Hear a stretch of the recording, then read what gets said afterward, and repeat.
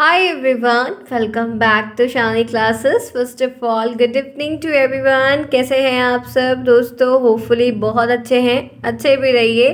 आशा तो यही है, फाइनल सेमेस्टर आपका है, जाते जाते ये चीज़ें काफ़ी अच्छी हो जाएं तो बहुत अच्छी बात है। चलिए आइए शुरुआत करते हैं आज की इस क्लास के। आप जुड़े हैं मेरे साथ, मैं हूँ शालिनी। आप सभी का स्वागत है शालिनी क्लासेस में। आज मैं यहाँ पर आप लोगों के लिए जो क्लासेस आपकी डेली 8 PM पर होती है और डेली रेगुलर एक ही क्लास में ले रही हूँ, लेकिन डेली ले रही हूँ और मैथ की करवा रही हूँ, इंग्लिश भी करवाया था। आज मैं यहाँ पर आप लोगों के लिए आपके लेसन प्लान से संबंधित टॉपिक पे डिस्कस करूँगी कि हम लेसन प्लान कैसे बनाएं। आपको आइडिया तो है, लेकिन बहुत सारी चीज़ें होती हैं कि एक हमें हिंट मिल जाता है या कोई गाइडलाइन मिल जाती है तो शायद वो बहुत सुटेबल होती है। तो मैं यहाँ पर आपके साथ आज एक लेसन प्लान शेयर करने जा रही हूँ जो किसी बच्चे के द्वारा बनाया गया है। तो वो मैं आपको दिखाऊंगी, आप एक डेमो के रूप में इसको देख सकते हैं और ये PDF आपको टेलीग्राम पर मिलेगा, तो वहाँ से आप चेकआउट करके ले लीजिएगा। तो तैयार हैं आज की इस वीडियो के लिए? चलिए देखते हैं कि लेसन प्लान क्या और कैसे बनता है। मालूम तो आपको है ही है, लेकिन एक मेकओवर आप देख सकते हो कि हाँ ईजिली पड़ जाएगा। मे भी हो सकता है कि यहाँ से आप सभी के काफ़ी सोल्यूशन मिल जाए, क्योंकि आप लोगों ने शिव सर के पास जो है बहुत बार बोला है एक डेली की फाइल दे दीजिए, तो मैंने कैसे भी करके अरेंज किया, तो वो चीज़ें मैं यहाँ पर देने चल रही हूँ। ठीक है, चलिए। तो आप देख सकते हो ये हिंदी की है। हमें सभी सिलेबस का मिलता है, लेसन प्लान कॉलेज की तरफ से दिया जाता है। कोई 20 पेजेस देता है, कोई 30 देता है, सबका अलग अलग रहता है। हमें हर सब्जेक्ट, जो हमारे 8 सब्जेक्ट हैं, आपको 8 पेपर देने हैं, तो सबके 2-2, 3-3, 4-4 बनाने रहते हैं। तो सब कॉलेज में अलग अलग रहता है, हम आराम से बना लेते हैं। आपके सामने ये हिंदी का है। आप चाहिए तो A4 साइज का पेज लेके, जो लाइन वाला आता है उसमें ब्लैंक वाला रहता है वैसे, या रजिस्टर कॉपी जिसमें सुटेबल आप हों, जहाँ आपके कॉलेज वाले मान जाएं, वो आप ले सकते हैं। तो ये आपका हिंदी का पूरा लेसन प्लान है, प्रॉपर तरीके से आप देख सकते हो। काफ़ी बढ़िया किसी ने बनाया है, क्योंकि हिंदी में ये स्वर और काखा काका व्यंजन वगैरह चीज़ें होती हैं। तो आप ये देखो, आप खुद देख सकते हो, काफ़ी बढ़िया बना हुआ है। ठीक है, आइए। ऐसा सेम ये बच्चे ने कॉपी में बनाया है, जिसमें भी बनाया है पाठ योजना 1। आपको 1 से 20 तक, 1 से 30 तक, 25 तक ऐसे ही मिलता है, और मैक्सिमम हमें 20 तक मिलता है। तो ये लेसन प्लान का 1 हो गया। सेम कॉलम हमें बनाना है। आप चाहो तो कलरफुल बनाओ, ये बच्चे ने काफ़ी कलरफुल बनाया। आपका मन हो तो बनाओ, ना मन हो ना बनाओ। सिंपल बनाओगे तभी कोई दिक्कत नहीं है। डेट का आप डेट लिख सकते हो, आपकी जो भी डेट हो। ठीक है, जब से जब का टाइम ड्यूरेशन है, आप जिस क्लास में पढ़ाने जा रहे हैं। आपके बात मालूम है कि फाइनल ईयर में हम 6 to 8 में जाते हैं, 6 to 8 में जाते हैं, इसलिए यहाँ पर क्लास 6 है, ना कि आप 5th लिखिएगा। भूल से भी ऐसी मिस्टेक मत करिएगा। फिर हमारा जो विषय है वो हिंदी है। समय जो है वो हमारा 45 मिनट रहेगा, या 35 मिनट है, जो भी समय है। तो ये आपको एक बॉक्स में बनाना है सेम। ठीक है, उसके बाद फिर आपको प्रकरण रखना है कि आप क्या कर रहे हैं, संज्ञा के बारे में। सामान्य उद्देश्य लिखने हैं। आप सामान्य उद्देश्य, इन्होंने कुछ 5-6 पॉइंट्स लिखे हैं, आपको जो ईजी लगे। जैसे सामान्य उद्देश्य में छात्र को हिंदी भाषा समझाने के योग्य बनाना, हमको बच्चों को इस काबिल बनाना कि वो हिंदी भाषा को साधारणतः समझ सकें, जान सकें क्या है। फिर दूसरा पॉइंट है कि छात्रों को व्याकरण के नियम का ज्ञान कराना। तीसरा है भाषा को शुद्ध छात्रों को उच्चारण करना सिखाना। हिंदी वर्णों की उत्पत्ति और शब्दों के बारे में परिचित कराना, हिंदी भाषा से अवगत कराना। तो सामान्य उद्देश्य यही होता है कि जब बच्चे को हिंदी वगैरह पढ़ा रहे हैं, एक जनरल थॉट लेके चलते हैं कि मुझे इस बच्चे को या ऐसे बच्चों को, इस क्लास के बच्चों को ये चीज़ें बतानी है। और 6 के बच्चे हैं तो उन्हें 5th तक की तो जानकारी है ही है, तभी तो क्लास पार करके आए हुए हैं। देखिए फिर नेक्स्ट है विशिष्ट उद्देश्य। एक स्पेशल, कि एक नॉर्मल वे में बताना कि हाँ ये फ्ला फ्ला फ्ला फ्ला, लेकिन उसके बाद एक मेन। तो पहला है कि शुद्ध उच्चारण के साथ मौखिक पठन पाठन, कि सही बच्चे उच्चारण करें और पठन पाठन उनका सही हो। दूसरा है कठिन शब्दों का अर्थ बतलाना। जो भी पढ़ते समय कठिन कठिन वर्ड शब्द आते हैं, उनका मीनिंग बताइए। शब्दों का सही उपयोग करके सही चयन करना, सही से शब्दों का उपयोग करके सही चयन करना। संज्ञा के बारे में पूरा सब कुछ बताना, संज्ञा के उदाहरण वगैरह सब कुछ समझाना। ये इनका एक मेन उद्देश्य है। तो आपके 4-5 जो है जनरल हो गए, 4-5 आपके विशिष्ट उद्देश्य हो गए। ऐसे हम सेम टू सेम लिखते हैं। आगे बढ़िए, दूसरा देख सकते हैं शिक्षक सहायक सामग्री, वही TLM यूज़ करना, चौक डस्टर, ठीक है, श्याम पथ लपेट और जो भी कुछ हो आप वो लिख सकते हो। उसके बाद हैशटैग पूर्व ज्ञान को जांचना। छात्रों को व्याकरण की सामान्य जानकारी है या नहीं है, व्याकरण क्या होता है, कुछ तो जानते ही नहीं जानते हैं, तो उनके ज्ञान के लेवल को भी जानना, क्योंकि हम पूर्व ज्ञान के लेवल को जान के ही आगे बढ़ते हैं। तो ये आप देख सकते हैं। फिर प्रस्तावना के कुछ प्रश्न होने चाहिए। तो आप देख सकते हो छात्र अध्यापक कथन, छात्र और छात्रा की क्रिया, हमें शिक्षा किससे प्राप्त होती है, क्वेश्चन पूछा गया तो शिक्षकों से, पुस्तकों से, आदि से। तो ये एक बच्चे प्रतिक्रिया देते हैं। शिक्षक हमें कहाँ मिलते हैं, स्कूल में, कॉलेज में। स्कूल में हम किन किन चीज़ों का से लिखते हैं, तो पेन, पेंसिल, चौक इत्यादि से। तो ऐसे आपको कॉलम बना के ये भी आपको पूरा सेट बना के लिखना होगा। तो ये आपके प्रस्तावना के प्रश्न हो गए। तो आप 4-5 प्रश्न, 3-4 प्रश्न आराम से पूछ सकते हैं। उसके बाद आगे बढ़ते हैं तो उद्देश्य कथन होता है, जिसमें छात्रों आज हम हिंदी व्याकरण में संज्ञा का अध्ययन करेंगे।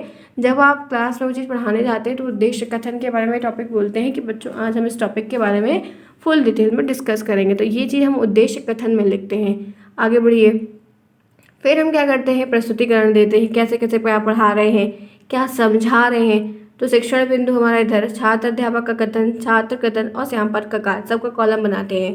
प्रथम आवंति में हम संज्ञा के बारे में, संज्ञा 2 शब्दों से मिलकर बना है, सम प्लस ज्ञा बराबर संज्ञा। सम मतलब इज इक्वल टू भली प्रकार होता है और ज्ञा का मतलब ज्ञान कराने वाला। ठीक है, तो छात्र क्या करेंगे उस वक्त, उस बात को ध्यान से श्रोता की तरह सुनेंगे और श्याम पद पर वो कार्य होगा तो संज्ञा वगैरह लिखा होगा। उसके बाद फिर परिभाषा देंगे। ठीक है, किसी व्यक्ति, वस्तु, स्थान, भाव के नाम को संज्ञा कहते हैं, राम, सीता, दिल्ली आदि। फिर इस बच्चे सुनेंगे। फिर आप ब्लैक बोर्ड पर संज्ञा के प्रकार, व्यक्तिवाचक, जातिवाचक, समूहवाचक, तर्कवाचक, भाववाचक, ये जो 5 होते हैं तो 5 का आप नाम लिखेंगे। उसके बाद आगे चलते हैं। फिर संज्ञा के प्रकार की वही सेम चीज़ होगी, बच्चे सुनेंगे। उसके बाद और आगे चलिए, यहाँ तक क्लियर हो गया। फिर आप क्या करेंगे, व्यक्तिवाचक संज्ञा, एक एक संज्ञा के बारे में बताएंगे, उसका उदाहरण देंगे, आगे बढ़ेंगे। फिर दूसरी संज्ञा के जो पॉइंट्स हैं, जैसे जातिवाचक संज्ञा हो गई दूसरे पेज में। फिर छात्र कथन में बच्चे सुनते रहेंगे, आप अलग अलग उदाहरण लिखेंगे। फिर आप द्रव्यवाचक संज्ञा के बारे में बताएंगे, सभी के प्रकार लिखेंगे। तो ये ऐसे समूहवाचक लिखा, भाववाचक भी सेम लिख दिया। ठीक है, आगे बढ़िए। फिर हम पुनरावृत्ति के प्रश्न देंगे। पहला प्रश्न संज्ञा किसे कहते हैं, ताकि बच्चे उस पर अभ्यास करें। संज्ञा के प्रकार बताइए, तो हम संज्ञा के प्रकार को भी इंट्रोड्यूस कराएंगे। समूहवाचक संज्ञा क्या होती है, तो ये 3 हम पुनरावृत्ति के प्रश्न देंगे ताकि वो उसको रिपीट करें। उसके बाद मूल्यांकन का प्रश्न रहेगा, 2 प्रश्न। व्यक्तिवाचक संज्ञा किसे कहते हैं, भाववाचक संज्ञा किसे कहते हैं, तो ये मूल्यांकन का प्रश्न हो गया। आगे बढ़िए तो गृह कार्य देख लेंगे, संज्ञा किसे कहते हैं, संज्ञा के भेद लिखिए। तो ये होमवर्क देंगे। तो ये आपकी एक लेसन प्लान हुई जो कि हिंदी में हुई और कक्षा 6 के लिए हुई। आगे बढ़िए, अब बात करते हैं पाठ योजना दूसरे की। तो ये कक्षा 7 का है, हम 1 बाय 1 3 क्लास का बनाएंगे, 6, 7, 8 का। ठीक है, तो हर सब्जेक्ट जो आपको मिलेंगे तो उसके 3-3 मिलेंगे। हिंदी विषय 40 मिनट, हमने हिंदी प्रकरण में हिंदी दिवस के बारे में बताया। उसके बाद एक सामान्य उद्देश्य रखा, 5 पॉइंट लिखा कि छात्रों में हिंदी भाषा के प्रति रुचि रखना, शब्द भंडार में वृद्धि करना, हिंदी भाषा को समझने के योग्य बनाना, वर्णमाला विराम चिन्हों का ज्ञान देना, लिखित और मौखिक अभिव्यक्ति का विकास करना। ये आपने डीलर सेकंड सेमेस्टर में पढ़ा था टॉपिक। तो ये 5 पॉइंट हम इस तरीके से लिखेंगे। फिर विशिष्ट उद्देश्य पे आएंगे। फिर आप देख सकते हो ऐसा सेम आपको लिखना होगा। मैं सभी लेसन प्लान नहीं पढ़ रही हूँ, आपको सिर्फ दिखा दे रही हूँ। फिर आप 5 या 4 पॉइंट विशिष्ट उद्देश्य लिख दीजिएगा। उसके बाद आगे बढ़िए। फिर आपको वही टीले में आपको क्या क्या पूर्व ज्ञान बच्चों को क्या था उसके बारे में आप लिखेंगे सेम। आपको प्रस्तावना पाठ के बारे में, प्रस्तावना के जो प्रश्न है वो कॉलम बनाना होगा। एक एक तरफ पूरा देख, एकदम क्लियर है ये PDF में पूरा भेज दूंगी, लेकिन टेलीग्राम को ज्वाइन करेंगे आप तभी मिलेगा आपको। फिर उसके बाद उद्देश्य कथन वगैरह, प्रस्तुतिकरण आपको नॉर्मल पूरा प्रॉपर तरीके से। तो इस तरीके से आप देखो दोस्तों, सिंपल है, बना लेना। ठीक है, सेम मूल्यांकन प्रश्न, फिर गृह का, तो उसकी तरह हो गया। अब आपको जैसे इन्होंने बच्चों ने 2 ही बनाया होगा, आप भी 2 बनाना, जो आपको बोले कॉलेज वाले वो बनाना। अब बात कर लेते हैं गणित का। ठीक है, गणित का है, आप कलरफुल चाहो तो बनाओ, ना चाहो तो ना बनाओ, कोई ज़रूरी नहीं है। अब गणित पे आ गए तो गणित की पहली हो गई कक्षा 7 गणित 40 मिनट। इनका सामान्य उद्देश्य लर्निंग आउटकम्स। ठीक है, तो इन्होंने हिंदी में लिख दिया, इंग्लिश में लिख दिया, कोई बात नहीं। 2 पॉइंट हो गए हैं। बच्चे शून्य से छोटी और बड़ी परिमेय संख्याओं को समझकर उनमें अंतर कर लेते हैं। उसके बाद बच्चे 2 परिमेय संख्याओं की समानता और समतुलता की जांच कर लेते हैं। मतलब इतनी चीज़ें हैं इसमें, प्रकरण ले लो आप। ये वाली अगर लाइन नहीं भी लिखोगे तब भी चलेगा, ये इन्होंने कुछ ज़्यादा ही कर दिया है। स्टार्टिंग में भी बीच में होना चाहिए, लेकिन उसको आप छोड़ भी दोगे तो चलेगा, लिख भी दोगे तो कोई दिक्कत नहीं है। सबसे पहले प्रकरण, तो हमें क्या करना है, परिमेय संख्याओं की समानता की जांच करनी है। फिर इन्होंने जो चीज़ उद्देश्य में होनी चाहिए थी, सामान्य उद्देश्य में, ये चीज़ें यहाँ पर आगे कर दी, कोई बात नहीं, आप नीचे कर देना। फिर आवश्यक सामग्री क्या क्या होनी चाहिए, चौक, डस्टर, ब्लैक बोर्ड वगैरह वगैरह। फिर आपकी वही शिक्षण अधिगम की गतिविधियाँ, अब उसके आप क्या करोगे, फिर सेम कॉलम। चरण लिखिए, समय लिखिए, आकलन लिखिए। अब शिक्षण की शुरुआत करेंगे तो बच्चों को जो है आप जोड़ना, घटाना कैसा कौन सा है, क्या सिंबल है, क्या लिखेंगे, क्या करेंगे वो आप बताएंगे। तो 10 मिनट आपने ये पढ़ाया।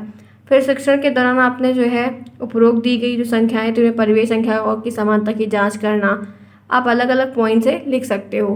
तो ये आपको अलग अलग तरीके से बच्चों की सहभागिता उसमें कुछ कुछ रहेगी, आकलन करेंगे। फिर आप उनको सिंपलेस्ट रूप में ज्ञान करके बताएंगे।